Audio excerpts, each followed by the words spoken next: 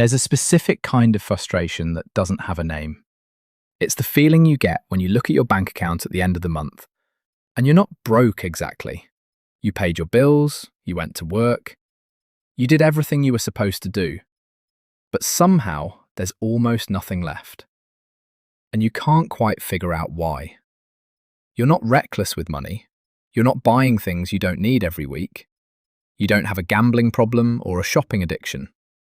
You're actually pretty thoughtful about this stuff. You read the occasional article. You know what a Roth IRA is.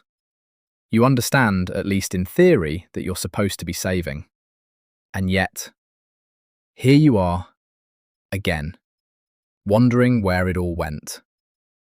Here's what makes this feeling so quietly painful. It's not confusion, it's embarrassment. Because you're smart enough to know better, and somehow that makes it worse. So today I want to talk about something that almost nobody in the personal finance world actually addresses. Not the math, not the habits, not the spreadsheets.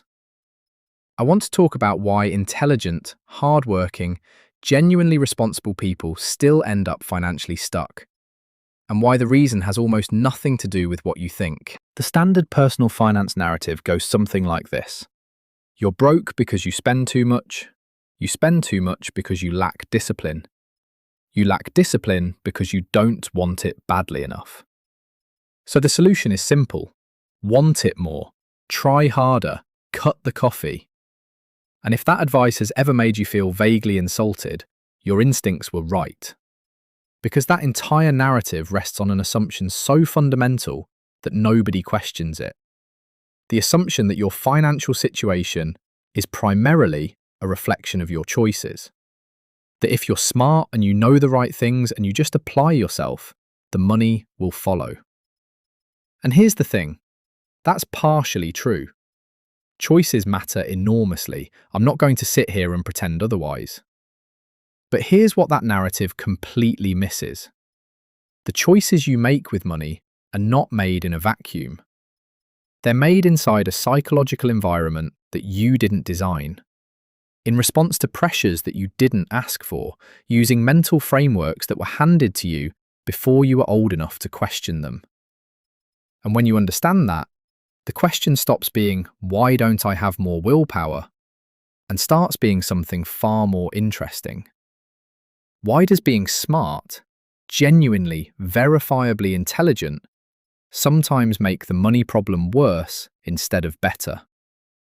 That's the real question. And the answer might surprise you. Let's start with something a psychologist named Sendhil Mullainathan spent years studying. He was trying to understand poverty, not just the economics of it, but the psychology.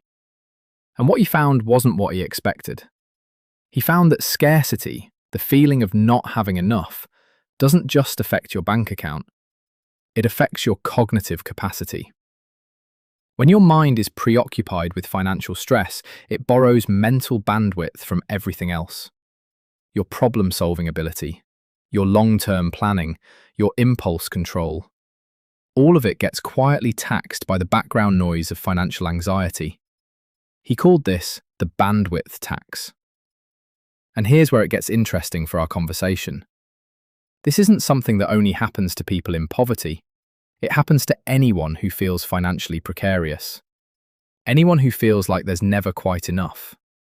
Anyone who goes to bed occasionally running numbers in their head. Which, if we're being honest, is most of us. So the first reason smart people stay broke isn't stupidity. It's that financial stress is cognitively expensive. And the smarter you are, the more you notice the stress, the more you analyze it, the more mental energy you spend on it. And, paradoxically, the less capacity you have left to actually solve it. But that's just the first layer. Let's go deeper. There's a phenomenon in behavioral economics called the knowledge-action gap. It sounds academic, but it's devastatingly simple. It means that knowing what you should do and actually doing it are two completely different psychological events. And the gap between them is enormous. Think about it this way. Almost every adult in the developed world knows they should save money. They know they should invest early. They know credit card debt is expensive. They know they should have an emergency fund. This information is not secret. It's not hard to find. And yet, the knowledge doesn't translate. Not because people are lazy, but because humans are not rational calculators. We're emotional, social, deeply tribal creatures who make financial decisions the same way we make every other decision, based on how we feel right now, what the people around us are doing, and what story we're telling ourselves about who we are. Here's an example that I think most people will recognize immediately. You get a raise. It's not a huge one, maybe an extra $400 a month. And for a brief, beautiful moment, you think about what you could do with that. Build up savings, invest a little, pay down debt faster. And then, almost without noticing, your life expands to fill it. A nicer gym membership, slightly better groceries. You start ordering delivery on nights when you used to cook. The subscriptions you'd been putting off. Nothing dramatic, nothing irresponsible. Just a gentle upgrade to your lifestyle that feels entirely reasonable given that you're earning more now. 6 months later, you're in exactly the same position you were before the raise, and you genuinely cannot identify where the money went. This is called lifestyle inflation, and it is not a character flaw. It's one of the most deeply human psychological responses to improved circumstances that exists. We are wired, evolutionarily, socially, psychologically, to improve our standard of living when we can. The impulse to want more comfort, more security, more of what the people around us have, is not a weakness. It's ancient. The problem is that this ancient instinct is operating inside a modern economic system that is specifically designed to capture every dollar of discretionary income you have the moment you have it. And this brings me to the piece that I think is the most underappreciated part of this entire conversation. You are not just making financial decisions. You are making financial decisions while being targeted by some of the most sophisticated persuasion systems ever built. Every app on your phone, every website you visit, every platform that knows your age, your income bracket, your insecurities, your aspirations, and your browsing history at 11 p.m. on a Tuesday. They are all, in their own way, in the business of getting you to spend money. Not because they're evil, because that is the economic model they were built on. And the smarter you are, the more you believe you're immune to this. That's the trap. Research consistently shows that people who score highest on measures of intelligence and analytical thinking are often the most susceptible to certain types of cognitive bias, specifically the ones that feel like rational decisions. A smart person doesn't fall for an obvious scam, but they will absolutely construct a very sophisticated justification for why this particular purchase makes sense right now. We don't call it rationalization when we're doing it. We call it thinking it through.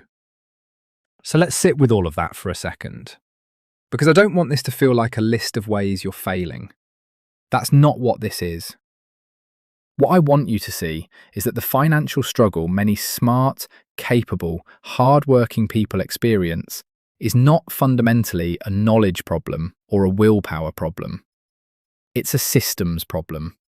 It's a design problem. The environment you're making decisions in was not designed to help you build wealth. It was designed to extract value from you continuously, in amounts small enough to feel manageable. And that realization, really sitting with it, is actually the beginning of something useful. Because once you stop asking, why don't I have more discipline, and start asking, what is the system I'm operating inside, and how do I design my behavior around it, everything changes. Not overnight, but fundamentally. Here's the shift I want you to consider.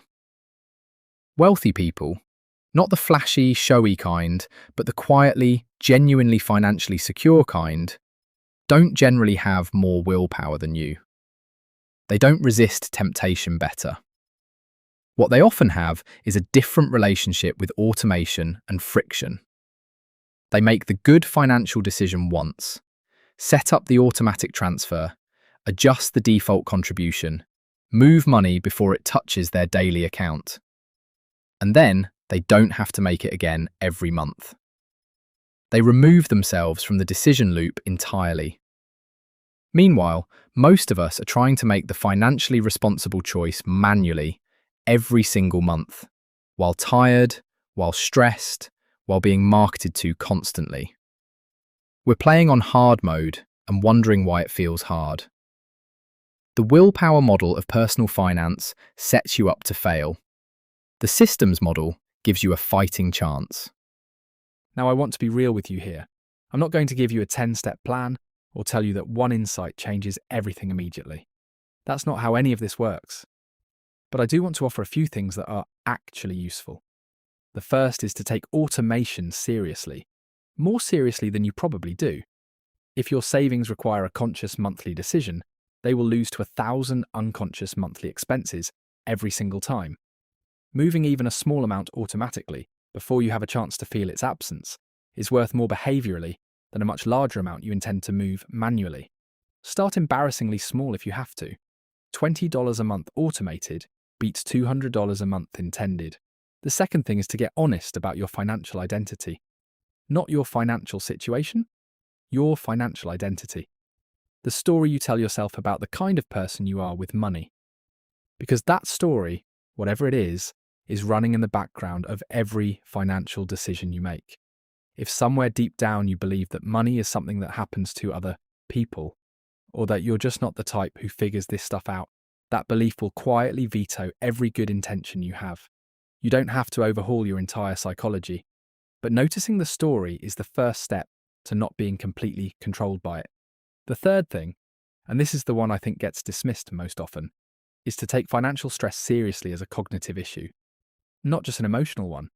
When you're anxious about money, your decision-making's genuinely compromised, not metaphorically, neurologically. So the kindest and most practical thing you can do in that state is not to make big financial decisions, not to online shop, not to solve the anxiety with a purchase, just to recognise that the bandwidth tax is real and to give yourself some grace while addressing the underlying stress first. None of this is revolutionary, but the distance between knowing it and actually applying it, that's where the real work lives. I want to end with something that I think gets lost in almost every financial conversation. Being smart was never supposed to be enough. Not with this. The world you're trying to navigate financially is genuinely complicated. The systems at play are genuinely powerful. The psychological pressures are genuinely real. And the fact that you've been doing your best inside all of that, working, thinking, trying to make good decisions, that's not nothing. That matters.